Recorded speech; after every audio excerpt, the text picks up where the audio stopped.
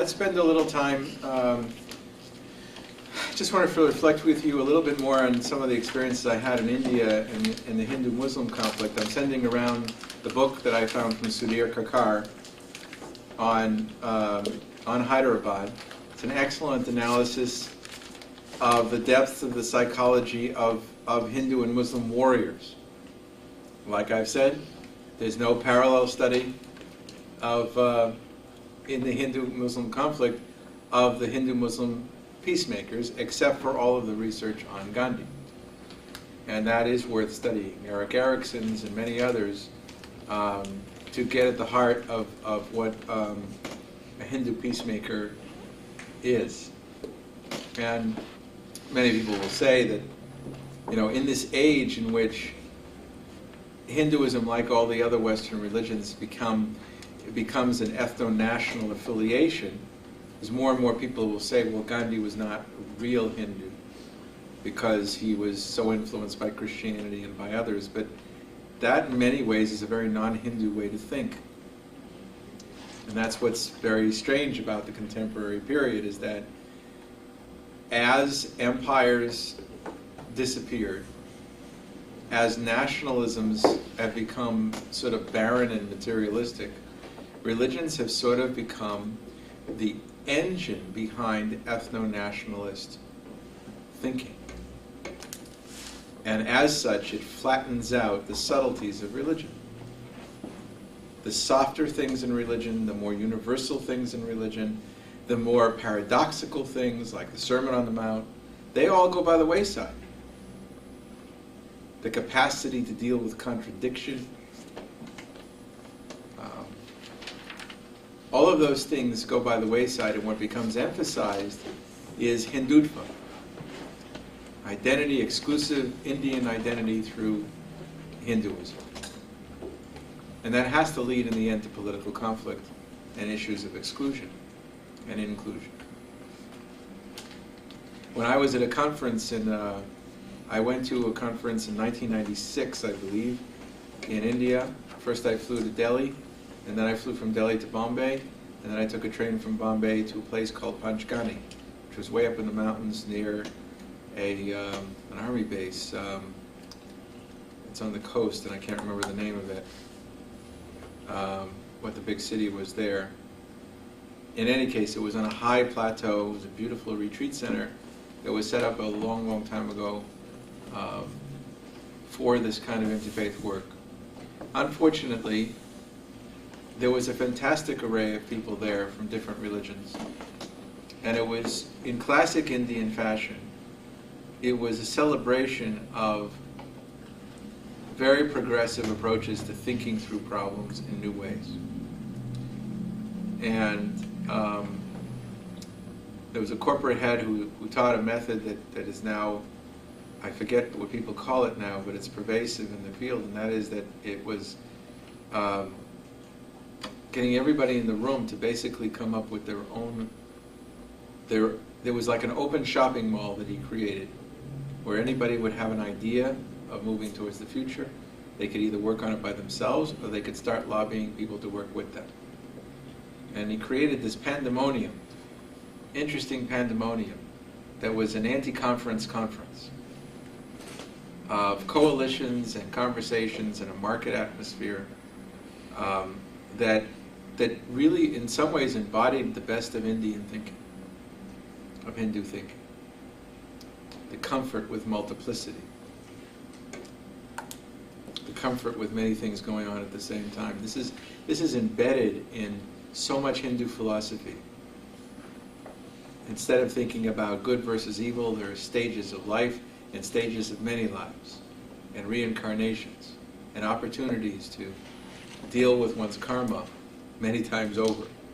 All of these things are decisively move away from a notion that there's either good over here and evil over here, you know, wrong and right, but rather a much more fluid notion of reality, of multiple realities. And I saw this in action. The tragedy in the conference was that there were no Muslims there. All the other representatives of, there were Zoroastrians and There were, many other interesting groups from India, but there were no, and then there were multiple castes, because it's a fundamental problem in India of the embeddedness of the caste system, something that Gandhi fought for his whole life. And this is a specific place in which many Brahmins specifically come in order to undermine their caste superiority. There's also other interesting things about Panchgani. It was beautiful and spotless. There was absolutely no garbage anywhere. Immediately outside the grounds, there was garbage everywhere. And this is something I saw in many places in India. There's certain kind of, you feel post-colonialism in many places in India, like people are still recovering. There's still some issues with the collapse of the caste system, in which the lower castes are supposed to keep everything clean and deal with garbage. There's a lot of things in India that were very, very painful to watch and deal with, particularly the poorest of the poor. I had a very hard time there, because I really had never seen such poverty in my life. And I swore that I would never go back just to do interfaith dialogue, but would do something in the context of poverty. Nevertheless, I also met extraordinary people there. There's a woman there, her name was Sashobha Barve. She wrote a autobiography about her work in the middle of the riots in Bombay and on the trains. She's a Brahmin and has spent her whole life working between enemies and between castes. Lots of hidden gems around the world that nobody knows about. Extraordinary person. The book talks about the Kashmir case, and has a lot of interesting insights in terms of Hinduism. But I urge you to think about this global, look for this pattern of the global uses of religion for politics that has emerged in the last 100 years, and think about what the implications of that are. I've sent around a lot of books about Buddhism. The book has a case of Sri Lankan Buddhism, which is a case that's been more studied. Again, the lens tends to be where there's a problem, right? It's the opposite of the positive psychology we were talking about. And the one place in the world where Buddhist clerics have been particularly implicated in conflict has been in Theravadan-style Buddhism of Sri Lanka. And there's a lot of interesting studies on this. David Little, who's now at Harvard Divinity School, wrote a book on intolerance in the roots of intolerance, both in Sri Lanka and in Ukraine. And one of the things Stanley Tambia, also from Harvard, wrote about this.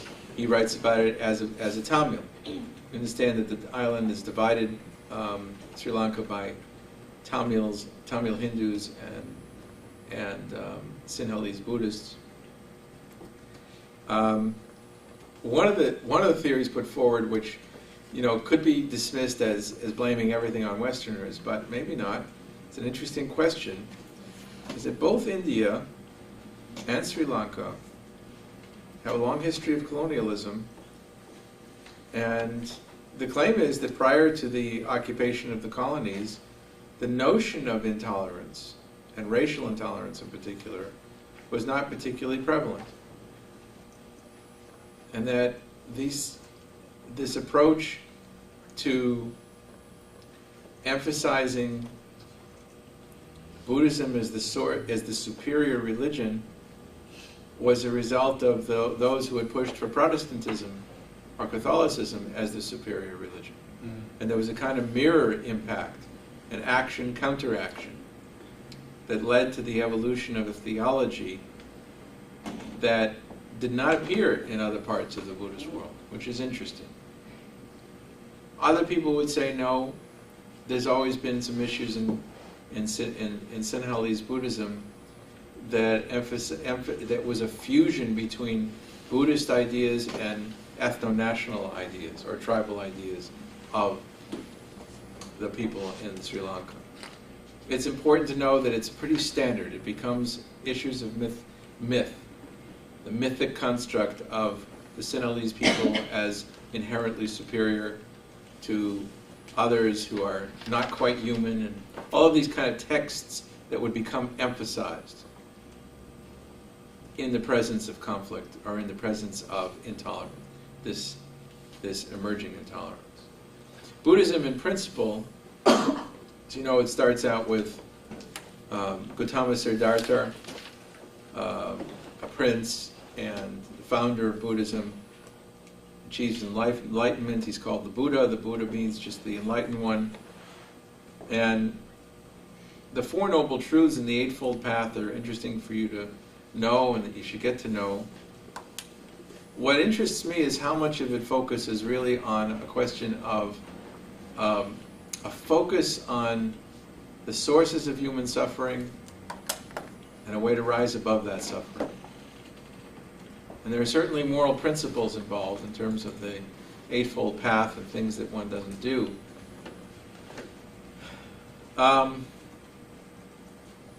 There has been, when you jump ahead 2,000 years to the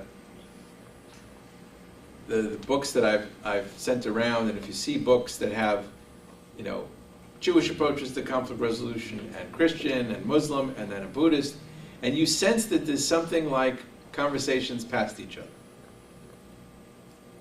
You sense that there's a, because the Abrahamic or the monotheistic traditions tend to be focused on laws and do's and don'ts and things that and basic principles of how you should engage the other. There's a real sense of right and wrong and good and evil. There's something that there are a lot of strange ways in which the Buddhism that's become most attractive in the West, whether it be Tibetan Buddhism or other Buddhist interpreters in the United States, is something that sidesteps all of that and focuses on human psychology and the sources of misery and the sources of happiness, which I used to think was really not quite relevant to the question of conflict resolution and peace building. It seemed to be more of a psychological trip towards self-discovery. And more as you get into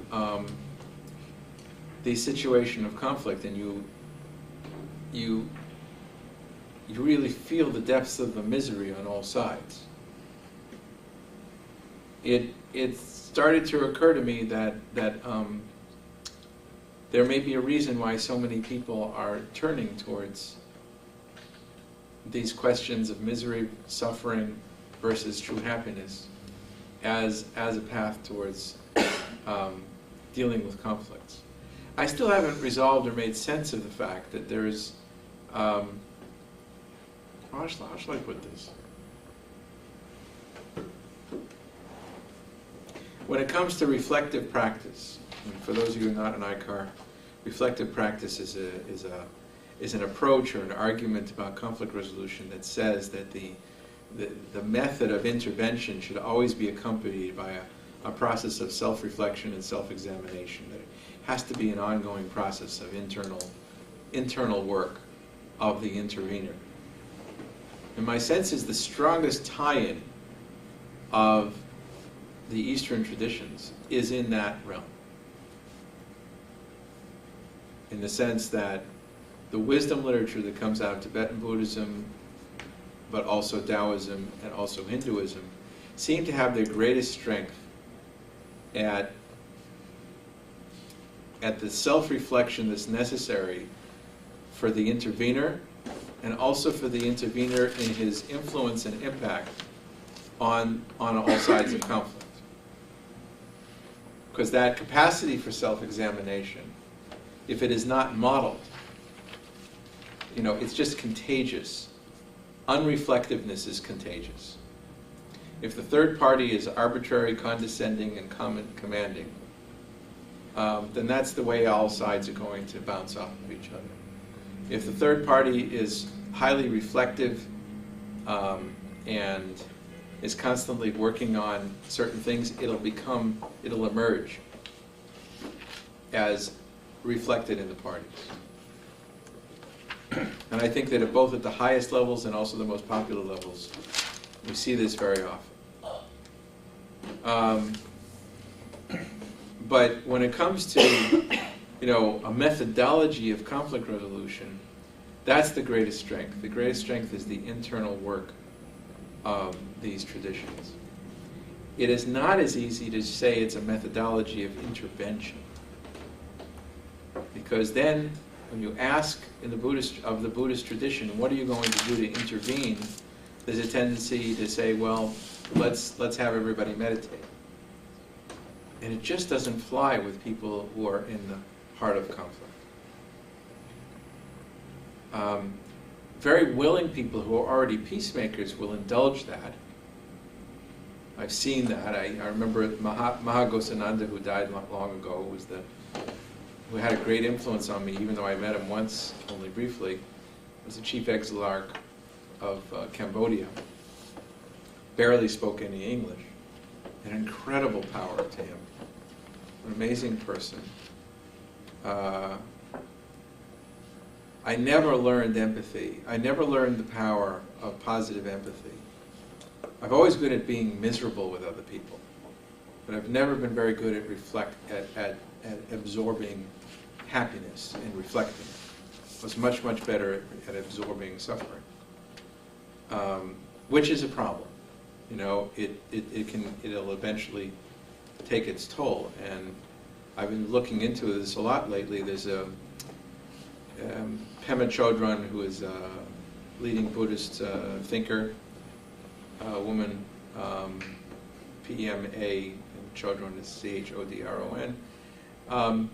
She's written a lot about and I actually got this from a young woman who is studying to be a Jewish rabbi who follows Pema Chodron. I mean, this is how this world is working these days.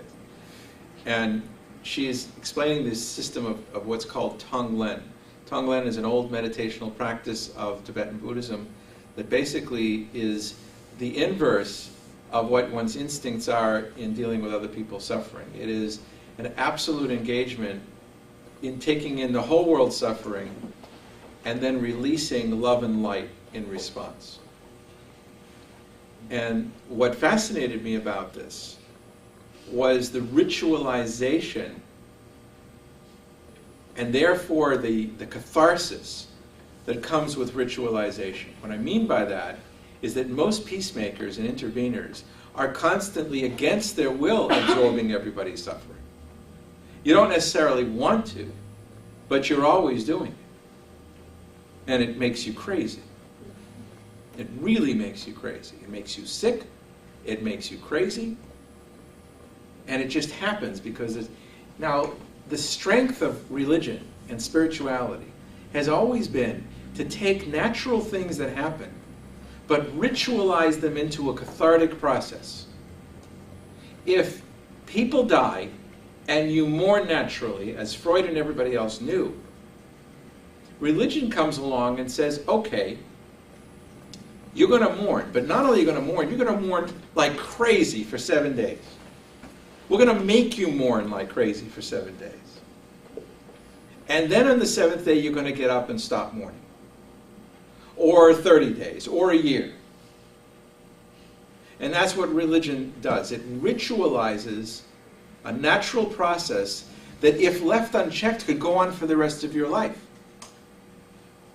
Or, worse, you could deny it all, go back to work the next day, and then it crops up 10 years later. So it says, I'm going to take this natural thing and going to make a ritual out of it. Now, I'm not saying anybody in religion consciously does this. This is just the way that human nature has evolved in developing these spiritualities. So here comes along this tradition of Tonglen that ritualizes something that has been, that has plagued my practice. And a lot of people's practices. It's called burnout. And it says, not only does this happen, not only, you don't just sit there and say, well, try to be happy, because you're going to be exposed to people's pain. It says, no, I want you to meditate on their pain, take it in, and then lift, and then give it out as love and light. Don't be afraid of it. You see that inversion? So, and a lot of other practices that you see with the Dalai Lama and others are like this. So the gift of Eastern civilizations here may be in the inner experience of dealing with peace, conflict, and war, particularly as interveners. Not setting up, meditational workshops and complicated political interventions.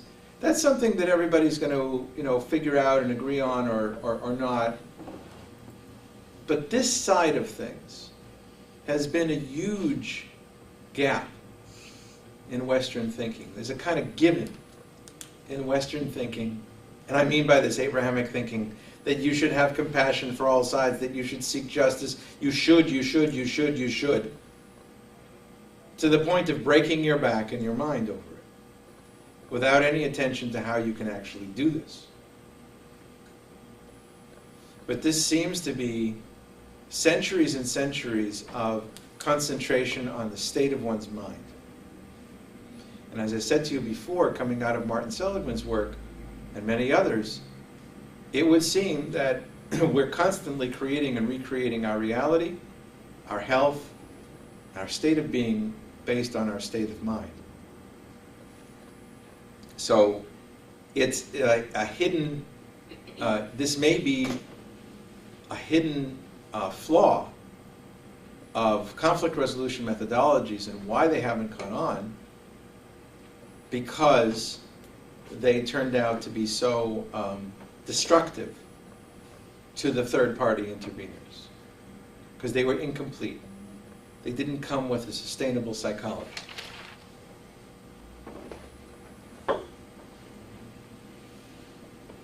So that's what I'm throwing out as an idea of what's going on here with why so many people are looking to these, what I see right now as its greatest contribution. Are there flaws? Yeah, there are some flaws that I'll just mention one.